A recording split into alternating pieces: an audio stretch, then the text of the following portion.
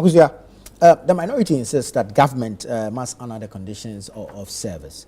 From what you said, is the government in a position to? The government is asking for time. They want to move the implementation date to 2026. Is the government treating these nurses fairly? First of all, let me just greet your the audience again, watching from home, and a quick rebuttal to his response to my love letter to the Vice President. His response doesn't surprise me, since it's obvious that the goal has been to remove the CJ. What I am saying is that he is basing, as we sit here, he's basing the process on the Constitution. The public humiliation and vilification is not spelled out anywhere in the Constitution. There's a dignified manner in which this can be done. If indeed you feel that she's erred, or as they conveniently postured that a petition was brought to them and subsequently that is what they are following up on, why not? But is the vilification necessary? Is the indignity she suffered necessary? The Constitution doesn't spell that. Right. Now, back to the question of the nurses' strike. The nurses' strike. You know, it's been, I would say that this has been probably the longest strike in recent history of nurses laying down their tools this way. The engagement so far shows the neglect and disrespect the government has for the nurses. When the former government assumed power in 2017, there were conditions spelled out from various institutions that it did not hesitate to implement, because government is a continuum. As far back as May 1st, was 2024, was when the agreement had been done. We all know that there was a faction of them that took the matter to court. We know that as a result of that, it delayed. The case was brought to a finality in January of this year. They are not asking for much. In fact, the government is telling us that it's 2 billion that will be added to government budget. Right. 2 billion.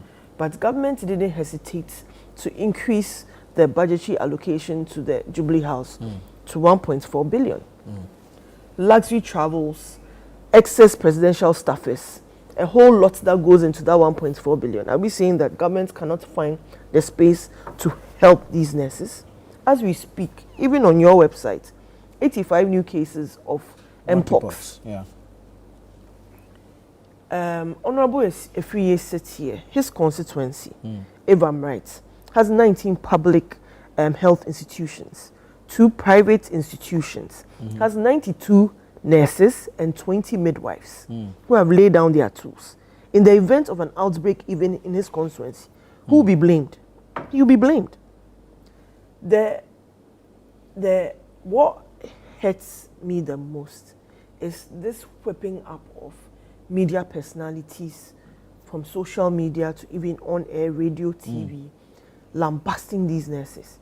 That what do you mean by asking for a uniform allowance? So I worked in a bank before I even launched myself into politics. That was private sector. But even them, they see the need to give you an allowance to dress, to look good, to represent the institution that you work for. So these nurses with their meager salaries, probably not one of even the best in the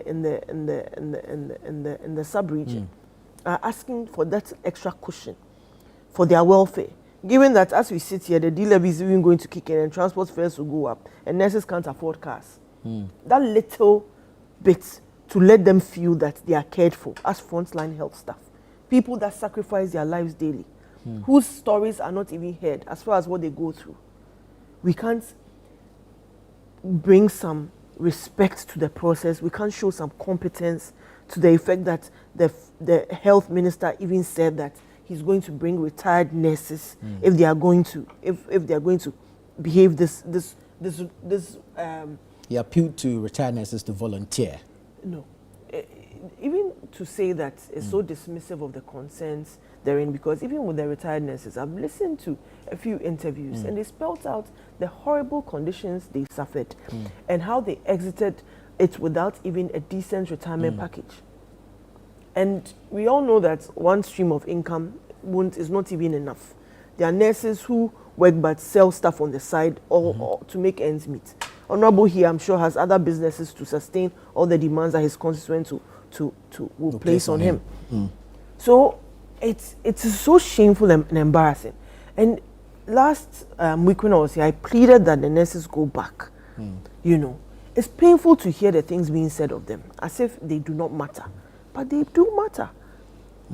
As we sit here, last Tuesday, I hear death toll is rising. Yeah. I hear the death toll is rising.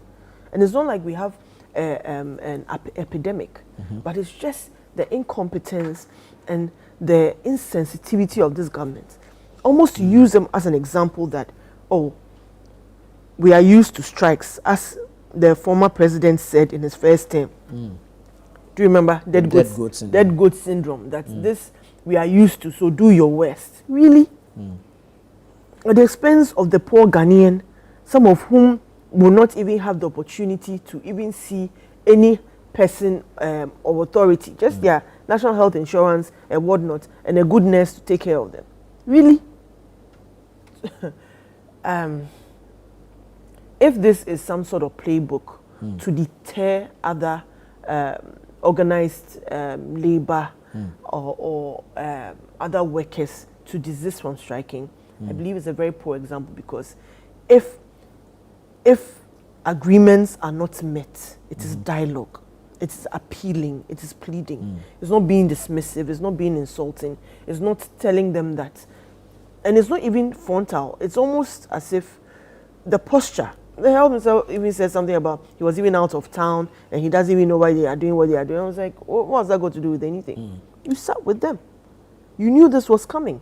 When he was in, in opposition, did he not take a trip to the Kolebu Teaching Hospital and wanted to apparently go to the surgical ward because he felt that he had to see for himself what was happening? Well, he was a ranking member on the health committee, so why not? I mean, he was exercising. So the same concern he had and the same issues they had back then, not much has changed. The only difference was of the economy have changed. The realities of the economy did not deter them from ballooning the budget at the Jubilee House, 1.4 billion. We understand the national security has now been taken away from the OGM, the Office of Government Machinery. When your nurses so strike, when your nurses lay down their tools for more than a week, it's national security failure.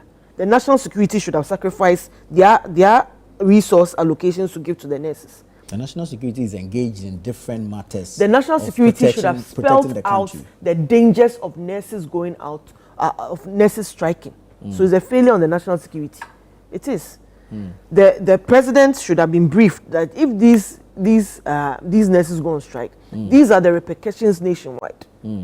I am sure the death toll in his constituency may have gone up, because 92 nurses, 20 midwives are not working. Women are going to go into labor. What will these midwives do? They are going to fold their arms and look at them. Is that what we want? Look at the challenges we have in maternal health care already. So if indeed the budget is an issue, how are we sitting here and they've told us so much money is coming from Gold Board? They are well, as we speak, they've introduced a one CD per liter, 4.5 CDs per gallon. Implementation date has been moved to 16th of this month. So that should find some expression into the demands that these nurses, they have to find the money and make sure they meet the demands of these nurses. Very well.